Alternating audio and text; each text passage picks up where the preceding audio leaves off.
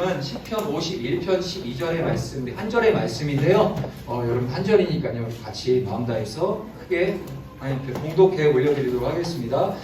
시편 51편 12절 말씀 우리가 이번 주 외워야 될 암송 구절이기도 합니다. 자, 파이팅 넘치게 하나님께 봉독해 올려드리도록 하겠습니다. 시작! 주의 구원의 즐거움을 내게 회복시켜 주시고 자원하는 심령을 주사 나를 붙드소서. 우리 한 번만 더 올려드릴게요. 시작! 주의 구원의 즐거움을 내게 회복시켜 주시고 자원하는 심령을 주사 나를 붙드소서. 아멘. 우리 한 번만 더 잠깐 기도하고 말씀 나누겠습니다.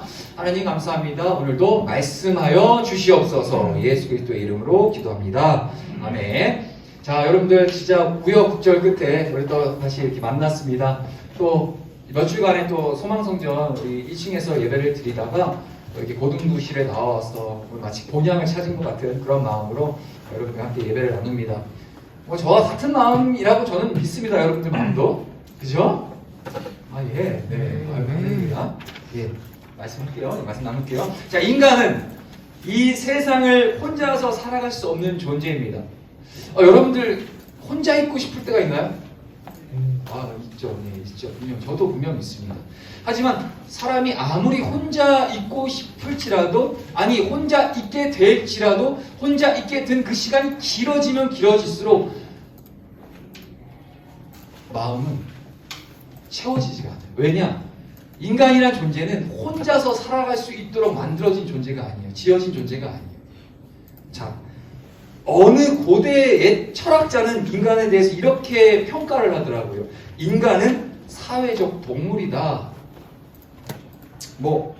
이 부분에 대해서 어느 정도 저도 수긍하는 부분이 있습니다. 하지만 자, 사회 공동체로서, 사회 구성체로서 뭐가 있을까요? 최소한의 단위가 가정이 있겠죠. 가정. 그리고 여러분들 다니는 학교가 있을 거예요. 학교. 그리고 뭐가 있을까요? 직장. 우리 선생님들 다니시는 직장이 있을 것이고, 그리고 넓게는 포괄적으로는 국가, 우리 나라가 있겠죠. 이 사회 공동체가 뭔가요? 결국 사람이 모이면 그것이 바로 사회 구성원이고 공동체고 구성체가 되는 거예요. 그러니까 여러분들은 혼자서 지낼 수 있는 사람들이 아니에요. 혼자 지낼 수 있는 여건도 없고요. 집에 가면은 부모님이 계시고, 학교 가면 친구들이 있고, 또 교회 나오면 교회 우리 공동체가 있고, 그렇죠? 그리고 넓게는 이 대한민국이라는 백성, 민족, 그리고 국가적 차원으로서 우리는 모두 사회 구성원으로 살아가고 있다는 겁니다. 자, 하나님의 또 첫 인류인 아담을 창조하셨을 때도 아담 혼자서 지내는 것이 좋아 보이지 않으셨어요. 그래서 누구를 만드셨죠? 창조하셨죠? 동물 다 만들었죠? 예. 자, 아담이 혼자 지내는 거에 하나님은 그렇게 좋게 보지 않으셔서 함께 가정을 이루고 부부가 되라고 누구를 창조하셨죠? 아담의 갈피를 딱 취해서 하와 맞습니다. 자, 이거 하와 창조하신 거에 대해서 깊이 여러분들 생각하셔야 될 시간이 필요했나요? 아니라고 믿고, 아담을 옆에 하와를 두셨죠. 그 또한 하나님께서 아담만 지으시고 아니 하와를 두신 이유는 사람은 혼자서 지낼 수 없는 존재예요. 자, 만일 이 지구상에 존재하는 사람이 이 나 한 사람 뿐이라고 가정한다면 여러분들은 어떠할 것 같습니까? 현재 한 지구 전체 인구가 한 75억 정도 된다고 저는 그렇게 최근에 들었던 것 같은데, 다 없고 그냥 이 세상에 나 혼자 존재하고 있다면 여러분들 어떠실 것 같아요, 마음이? 자, 물론 예수님께서는 이 세상에 구원받아야 될 사람이 나 하나 혼자 이 세상 가운데 존재하고 있었을지라도 우리 예수님은 우리를 구속해 주시기 위해 오셨을 분이시세요. 자, 테레비 틀어오는데. 자, 이 세상에 존재하는 사람이 나 하나뿐이라도 과연 내가 편안한 삶을 살아갈 수 있었을까요? 물론 잠깐 편안할 수 있겠죠. 주변에 아무도 없고 혼자 있는 시간을 우리가 원했고, 이 관계를 막 이렇게 소통하고 하는 부분에서 많은 어려움도 이 세상 가운데 많이 있어요. 그러다 보니까 혼자 있는 시간이 잦아지기도 해요. 개인적으로 전도사님도 솔직히 에너지 충전하는 시간을 혼자서 좀 독백하고 책을 가끔씩 읽고, 자, 혼자서 이렇게 읽는 시간을 좀 많이 즐겨하다 보니까 좀 익숙한 부분이 있는데, 또 막상 그 시간들이 오래 지나면 지날수록 외로워져요. 누군가 대화할 사람이 필요해요. 그리고 내 마음을 나눌 누군가가 필요하다는 거죠. 왜냐하면 그 외로움은 어디로부터 와요? 바로 하나님이 우리를 혼자 두게끔 만들어두지 않은, 하나님이 우리를 그렇게 지으셨기 때문에 당연히 혼자 지내는 게 아니라 우리 사회를 이루며 함께 더불어 사는 사회 속에 살아가고 있다는 거죠.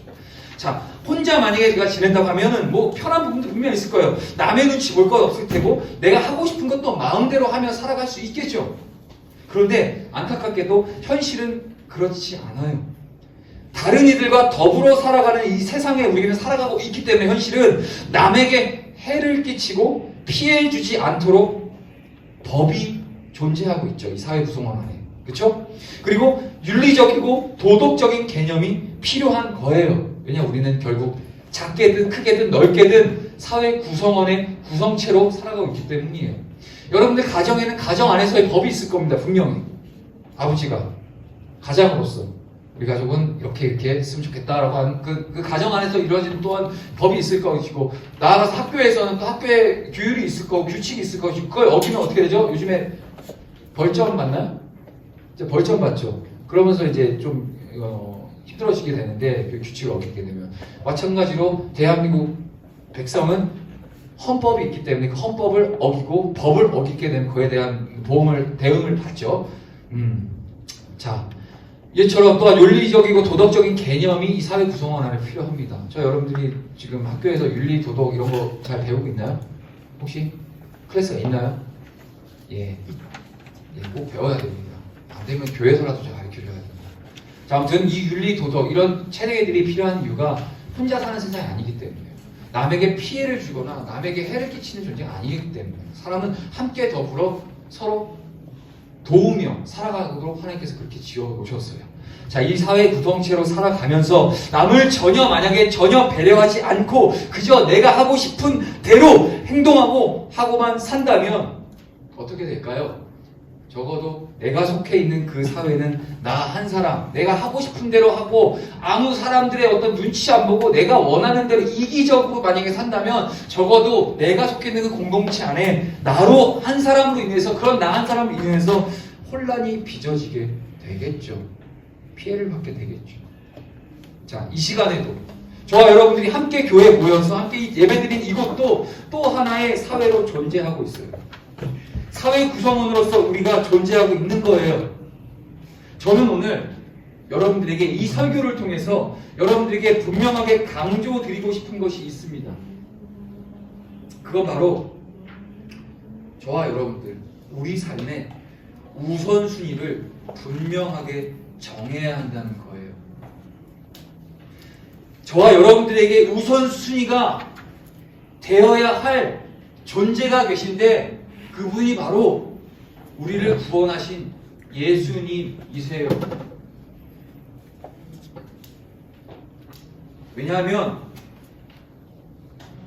저와 여러분들이 추구하고자 하는 그 모든 것들이 바로 예수님 그 한 분 안에 다 있기 때문이에요. 우리의 최우선이 되시는 예수님으로 인해서 우리가 기뻐하고 즐거워 할 수 있기를 간절히 소망하고 바랍니다. 할렐루야.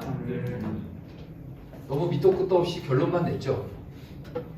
여러분들이 삶의 우선순위를 둔다면 그 우선순위는 다른 것이 될 수 없어요. 예수님, 우리 하나님, 우리 주님, 그분이 여러분들 삶에 있어서 우선순위가 되어야 되고요. 그 주님을 여러분들이 우선순위를 두고 그 주님과 함께 동행하고 그 주님을 여러분들 삶 가운데 소유하고 있을 때 여러분들이 지금 주님이 아닌 다른 것들 찾고자 하는 그 수많은 다른 우선순위로 매기고 행여나 잊고 있다면, 그러고 있다면 그런 것들이 예수님 안에서 다 이루어질 수 있다는 겁니다. 뭐 예수님 믿으면 돈 많이 벌고 예수님 믿으면 공부 잘해주고 이런 차원을 얘기를 드리는 게 아니라 예수님을 여러분들이 소유하고 예수님과의 가까운 동행이 이루어지고 있다면 그 안에서 진정한 자유와 예수님과 함께 동행함으로 통해서 여러분들의 삶이 훨씬 더 집중력 있게 여러분들에게 주어진 삶을 이뤄나갈 수 있을 것이고 하나님의 영광을 위해서 여러분들이 학업도 감당할 수 있을 것이고 삶이 훨씬 더 윤택해질 수 있다는 거예요. 오늘 본문이 되는 시편 51편의 저자는요 다윗입니다. 이렇게 제목이 나왔네요. 우리 한번 읽어볼까요? 이 정도 영어는 여러분 다 읽을 수 있을 거라고 저는 믿습니다. 함께 읽어볼게요. 시작. Rejoice in the Lord. Rejoice in the Lord.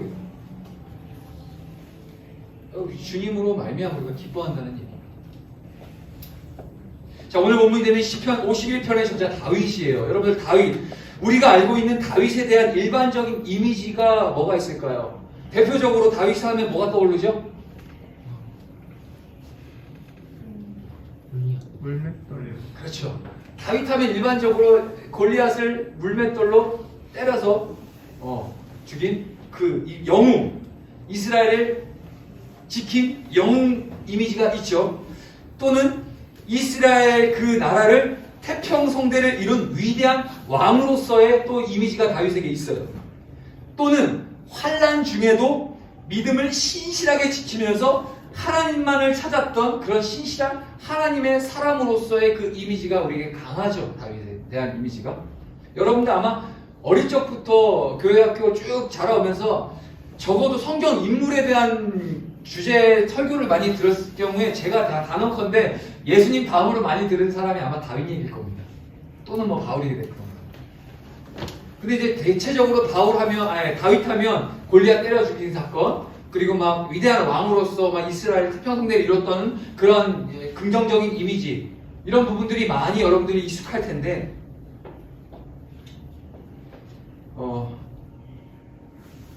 우리가 놓치지 말아야 될 그 다윗에 대한 이미지가 있어요. 그것은 이스라엘의 위대한 왕으로 기억되고 있는 그 다윗도 결국엔 저와 여러분들과 같은 다를 바 없는 연약한 한 사람, 인간일 뿐이고 하나님 앞에 끔찍한 죄악을 범했던 죄인이었다는 사실을 여러분 이 부분도 분명히 알고 있어야 됩니다. 다윗이 이 하나님께 범했던 대표적인 범죄가 무엇이 있었을까요? 다윗을 충직하게 당시에 섬겼던 부하였던 우리야라는 이름의 충직한 부하의 아내를 다윗은 자신의 여자로 만들기 위해서 그 충직한 우리야를 죽음의 전장으로 내몰아 버렸어요. 단순히 그 우리야라는 그 충직한 군사가 전장에 가서 위대하게 싸운 걸 기대한 목적이 아니라 이 다윗이 그 우리야를 그 치열한 전쟁터에 보낸 이유가 뭐였냐면 그가 빨리 죽음으로써 그의 아내인 바세바를 내가 취하겠다라고 하는 아주 잔혹한 그런 마음을 가지고 우리야를 전쟁터에 보냈죠. 우리야는 전쟁터에서 결국 죽게 됩니다. 다윗은 이 죽은 우리야의 아내인 바세바와 결국 결혼을 하게 된 거죠. 뭐 이 얘기는 진짜 요즘 그 펜트하우스보다 더 막장 드라마 같은 연출입니다. 그 악한 죄를 범한 다윗에게 하나님인 선지자를 보내서 나타나십니다. 그리고 선지자를 통해 다윗의 죄를 신랄하게 책망하셨죠. 자, 여기서부터 중요해요. 다윗이 자신의 죄를 하나님이 보낸 선지자 나단을 통해서 자신의 죄가 어떠했는지 듣게 된 그 순간, 깨닫게 된 그 순간 다윗은 하나님께 나아가 눈물로 호소하며 자신의 죄를 회개하기 시작합니다. 바로 오늘 이 본문이 이 시편 51편 말씀이 다윗이 자신의 죄를 회개하며 하나님께 간구하는 장면이 바로 오늘 시편 51편이에요. 여러분들 오늘 본문 말씀은 시편 51편 12절 한 절만 여러분들 읽었지만 집에 가셔서 51편 전체를 오늘 말씀 듣고 들어가셔서 51편 몇 짧아요. 20절도 안 되는 짧은 말씀이에요. 한번 쭉 깊이 있게 한번 읽어보세요. 그리고 제가 여러분들에게 말씀을 통해서 알려드렸던 이 상황들을 여러분들 머릿속에 그려가면서 다윗의 심정이 어땠을지 한번 여러분들 생각하면서 시편 51편을 쭉 읽어봤으면 좋겠어요. 자, 오늘 본문 12절을 우리 다 함께 다시 한 번만 읽어볼게요. 화면에 한번 띄워봐 주시겠어요? 다시 시편 51편 12절 한 번만 더 읽어봅시다. 시작. 주의 구원의 즐거움을 내게 입국시켜 주시고 자원하는 심령을 주사 나를 붙드소서. 아멘. 다윗은 이스라엘의 절대 권력자였어요. 그리고 곧 이스라엘의 왕이었어요. 딱 최고였어요. 다윗에게 어느 누구도 뭐라고 할 사람이 없었어요. 사실 최고의 권력자였고 왕이었기 때문에 그 누구도 다윗의 죄를 묻거나 따지고 비방할 수 없었어요. 다윗 자신만 그저 눈 살짝 질끈 감고 자신의 죄를 모른 척 했다면 아마도 아무 일도 일어나거나 아무 일도 없었을 거예요. 그리고 그저 자신이 그토록 원했던 바세바라는 여인을 취하해서 그녀와 함께 꽁냥꽁냥 살아갈 수 있었을 거예요. 그리고요, 다윗은요, 이스라엘에서 최고의 부를 소유한 왕이었어요. 자신의 죄 때문에 만약에 누군가가 상처를 받았거나 자신의 죄 때문에 누군가가 손해를 입은 자들이 있었다면 그 손해 입은 것이 아무리 막중할지라도 다윗은요 얼마든지 자신이 갖고 있는 재력을 가지고 요즘 손해배상 청구 많이 하잖아요. 그죠? 돈이면 다 되는 세상이라는 인식이 있잖아요, 이 세상에. 그러니까 펜트하우스 같은 드라마가 막 나타나는 거고. 네, 즐겨보긴 하지만 막장인데 그게 이 시대의 지금 사회상을 드러내주고 있는 드라마긴 하거든요.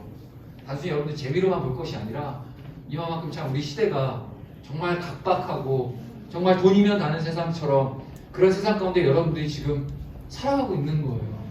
결국엔 저와 여러분들은 붙잡아야 될 건 그런 세상의 어떤 가치가 아니라 하나님의 말씀, 예수님을 우선순위로 두는 그 삶을 여러분들이 사셔야 된다는 거예요. 자, 어찌됐든 다윗은 세상의 최고의 권력과 부를 가진 왕이었기 때문에 자기가 아무리 어떤 막대한 죄를 범했고 우리아를 전장에 나가서 죽이게 했고 그 아내를 취했던 그 범죄를 저질렀을지라도 다윗의 입장에서는 어느 누구도 다윗에게 책망할 수 있는 상황이 아니었죠. 왕이었기 때문에. 그리고 나아가서 혹여라도 일만의 조그만의 양심의 가책이 느껴진 상황이었다면 자신의 죄 때문에 자신의 그 행위 때문에 누군가가 손해를 입었다고 한다면 그 사람에게 찾아가서 내가 가진 재력으로 얼마를 부르든 손해배상을 얼마든지 청구해서 다 물어줄 수도 있는 상황이었을 거예요. 그죠? 그런데 다윗은요 자신의 죄가 드러난 그 순간 그가 가장 먼저 한 일이 있었어요. 그의 인생 최대의 위기 중에 그가 선택한 우선순위, 그것이 뭐냐? 그것이 바로 하나님께 나아가 회개하는 일이었다는 거예요. 다윗이 하나님께 회개한 이유가 무엇일까요? 그저 단순히 자기가 저지른 그 죄의 문제를 해결받기 위한 목적으로 나아간 게 아니었어요.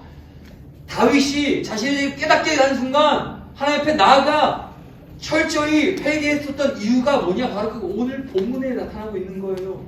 하나님께 회개함을 통해서 그가 구하고자 했던 것은 바로 하나님의 구원이었던 겁니다. 여러분들 포인트 잘 기억하세요. 이따가 퀴즈 나갑니다. 그가 하나님께 무엇을 회복시켜 달라고 기도했냐? 바로 구원의 기쁨. 내가 구원받은 것을 다시 한번 주님으로부터 확인받고 구원에 대한 하나님의 구원을 간구하고 그 구원으로 인해서 즐거워하는 것, 그것을 원했기 때문에, 그리고 그것이 다윗의 삶에 있어서 우선순위였다는 거죠. 하나님으로부터 자신의 영혼이 구원을 받는 것이 다윗 자신의 인생에서 우선순위로 여기던 가장 중요한 이슈였습니다. 시편이 전체 몇 장이 있을까요? 150장으로 되어 있어요. 성경 중에서 가장 많은 장수를 차지하고 있는 게 시편이죠. 그 150장의 많은 시가 담겨있는 시편 중에서 거의 대부분이 다윗이 저작한 시예요. 다윗의 고백이란 얘기예요. 그 가운데서도 또 상당수가 어떤 내용을 갖고 있냐? 다윗이 하나님께 구원을 요청하고 구원의 주체가 되시는 그 하나님의 존재를 구하고 있다라는 거예요. 다윗이 왜 이렇게 그토록 하나님께 기도하는 그 기도의 초점과 제목들이 자신을 향한 하나님의 구원이었고 그 구원을 주체하시는 그 하나님의 존재를 구해 수많은 시가 시편 안에 담겨 있는데 그럴 이유가 뭐예요? 왜 그랬을까요? 바로 다윗에게 있어서 그의 삶을 붙들고 있고 다윗이 늘 초점을 두고 있었던 그의 우선순위가 바로 하나님의 내게 주신 그 구원, 그 구원으로 말미암아 구원받은 그 즐거움이 세상 자기가 갖고 있는 부와 명예와 그 어떤 것보다 가장 즐겁고 가장 유익이고 가장 기쁨이 되었기 때문에 우리 다윗은 그의 삶에 하나님의 구원을 우선순위로 두었다는 거예요. 여러분들에게 있어서 여러분들을 구원해 주는 것이 무엇입니까? 물론 제가 여러분들 답을 마치 아마 답은 알고 있을 겁니다. 수학 공식처럼 말이죠. 구원은 예수님. 구원받으려면 예수님 믿어야 돼요. 라는 단순히 여러분들 공식으로서 여러분들이 그것을 기억하고 있어야 될 것이 아니라 여러분들 삶에 있어서 저와 여러분들 삶에 있어서 우선순위가 바로 우리를 구원해 주신 그 예수님, 그분이 여러분들의 모든 신경세포를 움직이고 여러분들의 DNA까지 침투해서 여러분들 삶을 주관해 나가는 우선순위가 되어야 된다는 겁니다. 여러분들에게 있어서 구원이 뭡니까? 여러분들 앞에 놓여있는 그 현실에서 여러분을 구원해 줄 수 있다고 생각하는 것은 과연 무엇입니까? 돈입니까? 아니면 성적인가요? 아니면 부모님의 관심인가요? 아니면 친구들과의 관계인가요? 아니면 자기 자신인가요?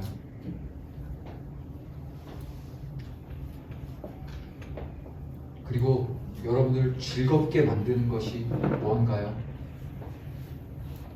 아니, 질문을 한번 다시 바꿔서 여러분에게 묻고 싶습니다. 구원받은 하나님의 자녀라는 그 사실이 여러분들에게 과연 지금 즐거움이 되고 계신가요? 아니면 그저 어린 적부터 귀에 딱지가 앉을 정도로 지겹게 들어왔던 얘기라서 이제는 뭐 구원에 대한 얘기를 들어도 아무 감정도 느낌도 없나요? 만일 저와 여러분들이 구원받은 하나님의 자녀라면 예수님이 나를 구원해 주셨어 라는 이 천지개혁할 소식을 듣고 아무런 감흥이 없다면 여러분들 지금 당장 이렇게 강구해야 합니다. 우리 다시 한번 우리 본문 말씀 한 번만 더 읽어볼게요. 시작. 주의 구원의 즐거움을 내게 회복시켜 주시고 자원하는 심령을 주사 나를 붙드소서. 할렐루야.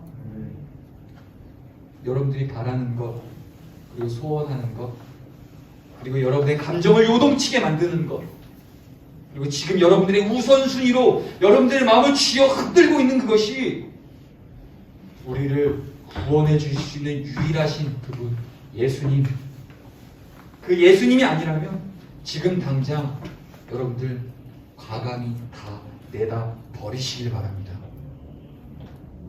다윗이 무엇이 부족하고 무엇이 아쉬워서 자신의 베개가 눈물로 인해 흥건해질 정도로 애통해하며 하나님께 회개한 이유가 뭘까요? 무엇이 아쉬워서? 그가 자신의 죄악을 깨달아 회개하며 하나님께 구했던 것은 오직 하나, 바로 구원이었던 거예요. 구원이 없으면 다 소용이 없으니까. 여러분들 인생의 여생에 있어서 삶에 있어서 구원이 없으면 여러분들 지금 하고 있는 거 아무런 유익이 없어요. 아무 이유가 없는 거예요. 아무 소망이 없는 거예요. 그걸 다윗은 알았기 때문에 그토록 하나님께 자신을 구원해달라고 부르짖고 외쳤던 겁니다. 여러분, 더 이상 지체하지 맙시다.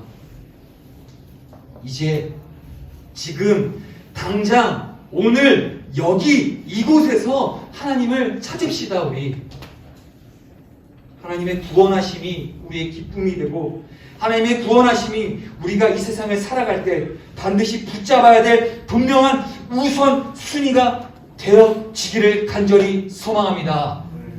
우리 함께 찬양 한번. Maybe you just haven't seen it, just haven't seen it yet.